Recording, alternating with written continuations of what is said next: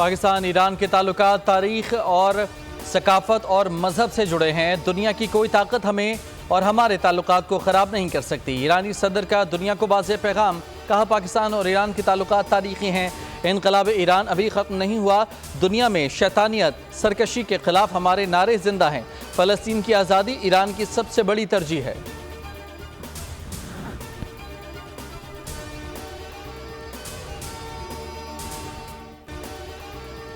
کراچی پہنچنے پر ایرانی صدر کا والہانہ استقبال، گورنر کامران ٹیسوری اور وزیر اعلیٰ مراد علی شاہ نے استقبال کیا۔ ابراہیم رئیسی کی مزار قائد پر حاضری، پھولوں کی چادر چڑھائی، فاتحہ خوانی کی، مہمانوں کی کتاب میں تاثرات درج کیے۔ وزیر اعلیٰ ہاؤس میں گورنر سندھ اور وزیر اعلیٰ سے ملاقات۔ پاکستان پیپلز پارٹی کے چیئرمین بلاول بھٹو زرداری کی بھی صدر ڈاکٹر ابراہیم رئیسی سے ملاقات۔ گورنر سندھ کامران خان ٹیسوری نے اسلامی جمہوریہ ایران کے صدر ابراہیم رئیسی کو ڈاکٹریٹ کی اعزازی ڈگری دی۔ دورے کے موقع پر شہر میں ہائی الرٹ، مختلف روٹس پر موبائل فون سروس معطل۔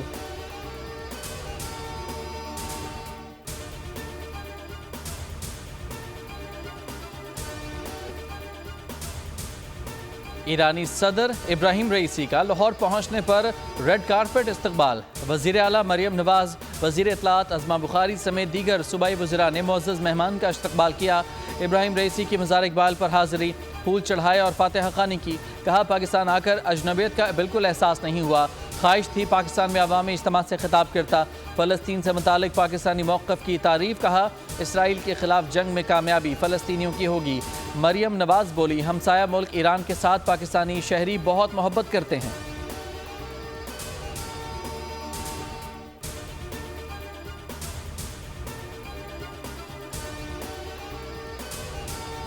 ایران کے ساتھ تجارتی معاہدوں سے پابندیوں کا خطرہ ہو سکتا ہے، ایرانی صدر کے دورہ پاکستان پر امریکہ کا رد عمل۔ ترجمان محکمہ خارجہ میتھیو ملر بولے معاہدوں پر غور کرنے والوں کو خطرے سے آگاہ رہنے کا مشورہ دیتے ہیں، امریکہ پابندیوں کا جائزہ نہیں لے رہا۔ امریکہ پاکستان کی سب سے بڑی برآمدی منڈی اور اس کے بڑے سرمایہ کاروں میں سے ایک ہے، پاکستان کی اقتصادی کامیابی دونوں ممالک کے مفاد میں ہے، شراکت جاری رکھنے کے خواہاں ہیں۔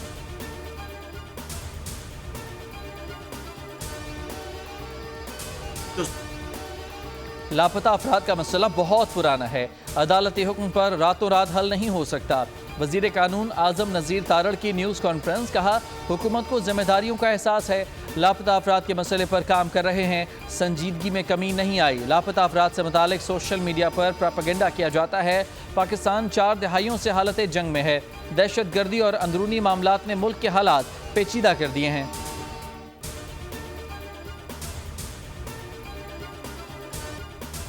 پشین میں سیکیورٹی فورسز کا آپریشن، فائرنگ کے تبادلے میں 3 دہشت گرد ہلاک، 1 دہشت گرد زخمی حالت میں گرفتار، شناخت افغان شہری کے طور پر ہوئی۔ آپریشن میں بھاری مقدار میں اسلحہ، گولہ بارود اور دھماکہ خیز مواد بھی برآمد کیا گیا۔ ISPR کے مطابق سیکیورٹی فورسز بلوچستان کے امن، استحکام اور ترقی کو سبوتاژ کرنے کی کوششوں کو ناکام بنانے کے لیے پرعزم ہیں۔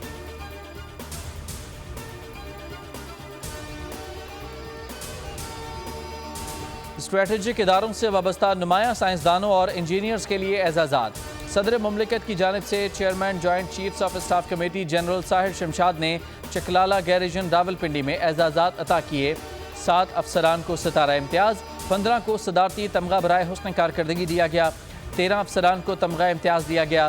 تقریب سے خطاب میں جنرل ساحر شمشاد نے انجینئرز اور سائنسدانوں کو ہیرو قرار دیا، کہا آپ کی خدمات پرعزم قوم کی بنیادوں کے لیے تقویت کا باعث ہیں، قوم ہمیشہ آپ کی مقروض رہے گی۔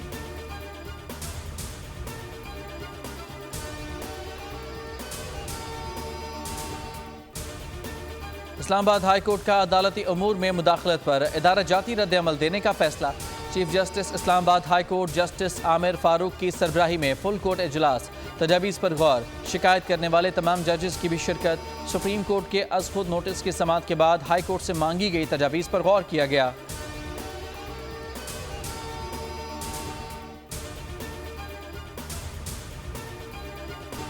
₹16 کی روٹی کہاں ملتی ہے پتہ بتا دو، اپوزیشن لیڈر عمر ایوب نے قومی اسمبلی میں سوال اٹھا دیا، کہا معاشی صورتحال تب بہتر ہوتی ہے جب سیاسی صورتحال بہتر ہو، دنیا دیکھتی ہے جہاں سرمایہ لگا رہے ہیں وہاں آئین اور قانون پر کتنا عمل ہوتا ہے۔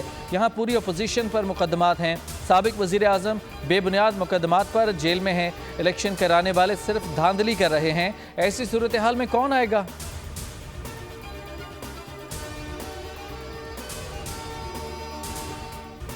قومی اسمبلی میں جے یو آئی کے مولانا عبدالغفور حیدری نے سنی اتحاد کونسل کے علی محمد خان کی دعا پر اعتراض اٹھا دیا۔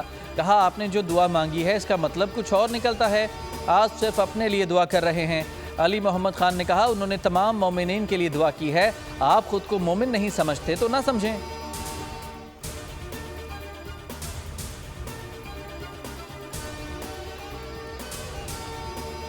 وفاقی وزیر خزانہ محمد اورنگزیب کہتے ہیں ملک کی معیشت کی سمت درست ہے، عوام کو ٹیکسز دینے پڑیں گے، اب ٹیکسز دیے بغیر گزارا نہیں۔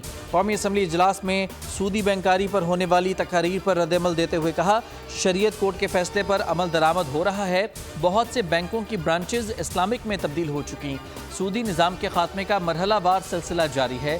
اسلامی شریعت کورٹ نے سود کے خاتمے سے متعلق ٹائم فریم دیا ہے جس پر عمل ہوگا۔ ملکی زر مبادلہ کے ذخائر مستحکم ہیں، سٹاک مارکیٹ تاریخ کی بلند ترین سطح پر ہے۔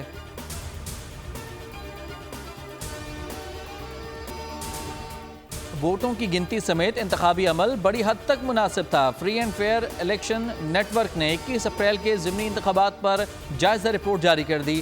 ووٹر ٹرن آؤٹ 8 فروری کے جنرل الیکشن کی نسبت کم رہا، چند ایک حلقوں میں تشدد کے واقعات رونما ہوئے۔ رپورٹ کے مطابق ووٹرز ٹرن آؤٹ کی شرح 36% رہی جو عام انتخابات کے مقابلے میں کم تھی۔ خواتین کے ووٹ ڈالنے کی شرح میں 12% اور مردوں کی شرح میں 9% کمی دیکھنے میں آئی۔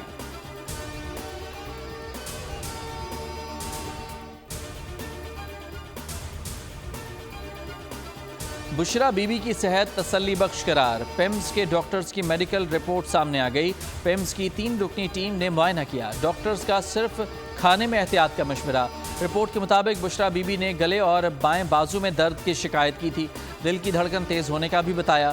صحت سے متعلق رپورٹ اعلیٰ حکام کو بھجوا دی گئی۔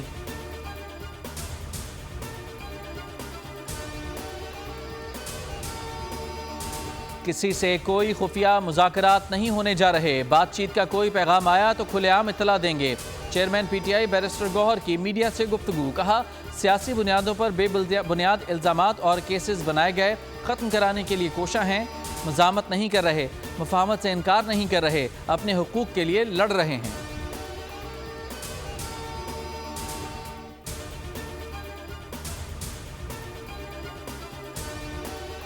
وزیر اعظم کا ٹیکس کیسز میں دانستہ التوا کا نوٹس، چیف کمشنر ان لینڈ ریونیو اسلام آباد اور تمام متعلقہ افسران معطل، انکوائری کا حکم دے دیا۔ شہباز شریف کا کہنا تھا کہ قومی خزانے کے سینکڑوں ارب روپے قانونی تنازعات کا شکار ہیں، کسی بھی قسم کی لاپرواہی اور کوتاہی برداشت نہیں کروں گا۔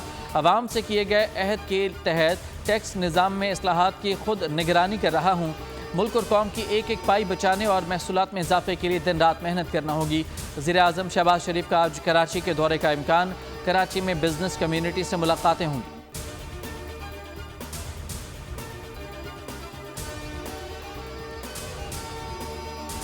پاکستان میں 84% خواتین کو خاندان والوں کی طرف سے موبائل فون کے استعمال میں پابندی کا سامنا، 54.3% آبادی کو انٹرنیٹ تک رسائی ہی نہیں۔ یو این ڈی پی نے ڈیجیٹلائزیشن پر رپورٹ جاری کر دی۔ پاکستان انسانی ترقی میں 193 ممالک میں 164ویں نمبر پر آ گیا۔ 2020-21 میں پاکستان کا نمبر 161واں تھا۔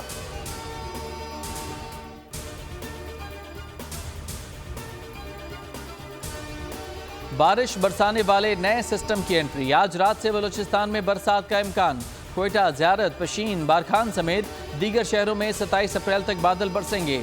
ندی نالوں میں طغیانی کا خطرہ، خیبر پختونخوا میں بھی جمعرات سے کہیں ہلکی تو کہیں تیز بارش کا امکان۔ بالائی اور وسطی سندھ میں بھی گرد آلود ہوائیں، آندھی اور ہلکی بارش کی پیشگوئی۔ اسلام آباد، پنجاب، گلگت بلتستان اور کشمیر میں بھی ژالہ باری، پہاڑوں پر برف باری ہوگی۔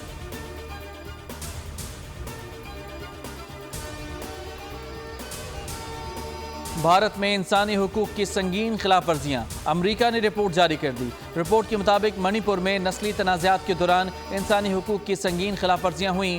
کوکی اور میتی قبائل کے درمیان پرتشدد واقعات میں 200 سے زائد افراد جان سے ہاتھ دھو بیٹھے۔ مئی اور نومبر کے درمیان 60,000 سے زیادہ افراد بے گھر ہوئے۔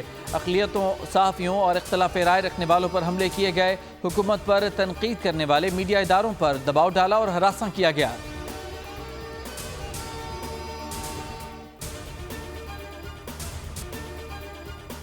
اہل فلسطین کے خلاف اسرائیلی جارحیت کے 200 روز مکمل۔ غزہ کا 70% حصہ کھنڈرات میں بدل گیا۔ 24 گھنٹے میں مزید 55 فلسطینی شہید۔ صہیونی فوج کی نصیرات کیمپ اور رفح پر وحشیانہ بمباری سے 24 شہادتیں۔ خان یونس کے ناصر اسپتال میں اجتماعی قبروں سے مزید 283 لاشیں برآمد۔ شہادتوں کی مجموعی تعداد 34,151 تک جا پہنچی۔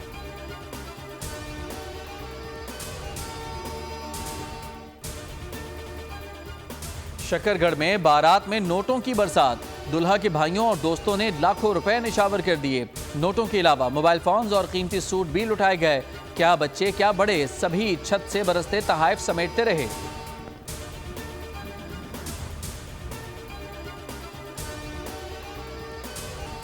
ویسٹ انڈیز ویمنز کا کلین سویپ۔ سیریز کے تیسرے اور آخری ون ڈے میچ میں پاکستان ویمنز کو 88 رن سے ہرا کر سیریز 3-0 سے اپنے نام کر لی۔ کراچی کے National Bank Arena cricket stadium میں کھیلے گئے میچ میں ویسٹ انڈیز نے مقررہ 50 اوورز میں 6 وکٹوں کے نقصان پر 278 رنز بنائے۔ کپتان ہیلی میتھیوز نے سیریز میں دوسری سینچری بنائی۔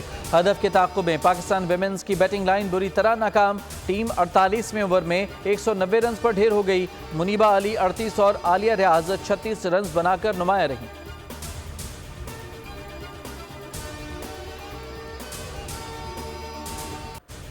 معروف ڈچ اداکار، ماڈل اور سوشل میڈیا انفلوئنسر ڈونی رویلونک نے اسلام قبول کر لیا۔ اداکار نے ڈنمارک کی ایک ویڈیو انسٹاگرام پر وائرل ہو گئی۔ ڈونی رویلونک آج کل دبئی کے دورے پر ہیں اور مختلف مساجد کا دورہ کر کے اپنے مداحوں کو سرگرمیوں سے آگاہ کر رہے ہیں۔ 2022 میں اداکار حادثے کا شکار ہو کر اپنی 5 پسلیاں توڑوا بیٹھے اور ان کے پھیپھڑے بھی متاثر ہوئے، جبکہ ان کو کینسر کی تشخیص بھی ہوئی تھی۔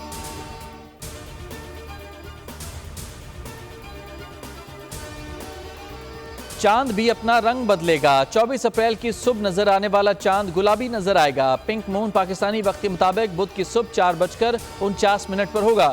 اس دوران افق پر سیارے مریخ اور زحل بھی دکھائی دیں گے۔ پنک مون کا زمین سے فاصلہ انتہائی کم رہ جاتا ہے۔ گلابی چاند دنیا بھر کی بہت سی ثقافتوں میں مختلف اہمیت رکھتا ہے۔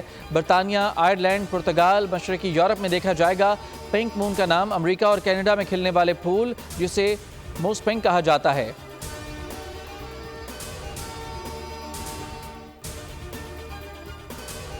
عالمی شہرت یافتہ پاکستانی گلوکار عاطف اسلم نے ڈھاکہ میں کانسرٹ نے دھوم مچا دی۔ کانسرٹ کے دوران گلوکار اسٹیج پر موجود تھے کہ اتنے میں ایک لڑکی سیکیورٹی حصار کو توڑتے ہوئے اسٹیج پر جا پہنچی اور اپنے سپر اسٹار کے گلے لگ گئی۔ ویڈیو سوشل میڈیا پر وائرل ہو رہی ہے، جس میں مداح عاطف اسلم سے گلے مل رہی ہے، جبکہ سیکیورٹی اہلکار اسے اسٹیج سے اتارنے کی کوشش کر رہے ہیں۔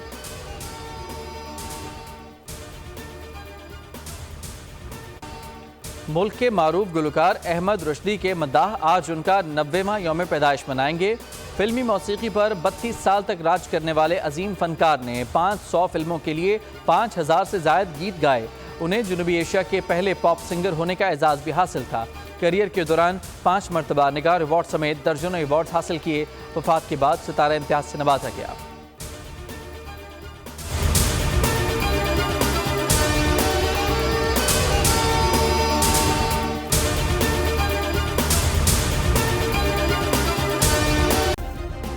سبسکرائب کریں اور بیل دبائیں تاکہ کوئی خبر رہ نہ جائے۔